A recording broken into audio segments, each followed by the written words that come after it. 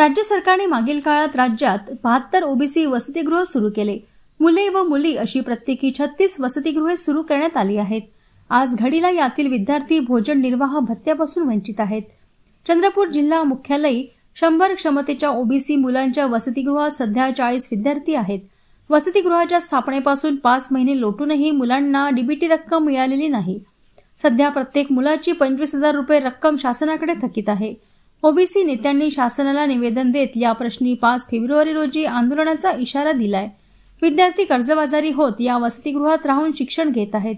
सरकारने तातडीने या संदर्भात निर्णय घेण्याची मागणी केली जात आहे। या प्रकरणी समाज कल्याण विभागाचे अधिकारी मात्र कॅमेऱ्यासमोर बोलण्यास तयार नाहीत। आमची हॉस्टेल जे ओबीसी हॉस्टेल आहे 17 ऑगस्ट 2024 ला चालू झाला आहे। तरी आज 30 जानेवारी 2025 म्हणजे 5 महिने झाले आहे। 5 महिने होऊन बी आम्हाला जेवण भत्ता 4,500 आणि 600 रुपये निर्वाह भत्ता म्हणजे 5,100 रुपये म्हणजे मुलांचे प्रत्येकी 25,000 रुपये अशी 5 महिन्याची पेंडिंग मध्ये आहे। तरी सरकारने अशी विनंती आहे की लवकरात लवकर मुलांना द्यावं आणि त्यांचं जे कर्जबाजारी झाले आहे त्याचे कर्ज सगळं मुक्त व्हावं कर्ज होऊन। आणि मेसवाले आहे जे मेसवाले पण जेवण नाही देत आहे। आता 2 दिवस देईल त्याच्यानंतर जेवण देणार नाही हे मेसवाल्यांनी सुद्धा सांगितलेले आहे। असे सांगून आमची 200 म्हणजे आम्ही आमच्या रिलेटिव्हला मागणी पैसे जसा आपले आई वडील आत्या भाऊ बहीण मित्र मैत्रीण यांना पैसे मागून आम्ही आमचं खर्च भागवत आहे। पण ते बी आता त्यांच्याकडे पण पैसे नाही। आम्ही आमच्याकडे पैसे नसल्यामुळे आम्ही पण कर्जबाजारी झालो आहोत। तर आम्ही आता डीबीटीच्या आशेवर आता आम्ही हॉस्टेलमध्ये राहत आहोत आणि आमची परिस्थिती खूप विकट आहे।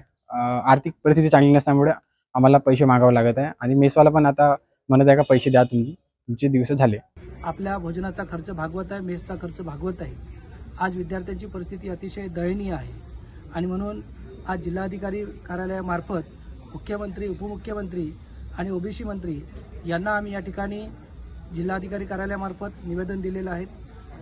आज महाराष्ट्रामधलं जे मंत्री आहेत ते तुपाशी आहेत आणि आमचे ओबीसी विद्यार्थी उपाशी अशा प्रकारची परिस्थिती निर्माण झाली आहे आणि म्हणून येणाऱ्या 4 तारखेला 4 फेब्रुवारीला आम्ही चंद्रपूर इथे मोठं आंदोलन करत आहेत, डब्बा आंदोलन करत आहेत।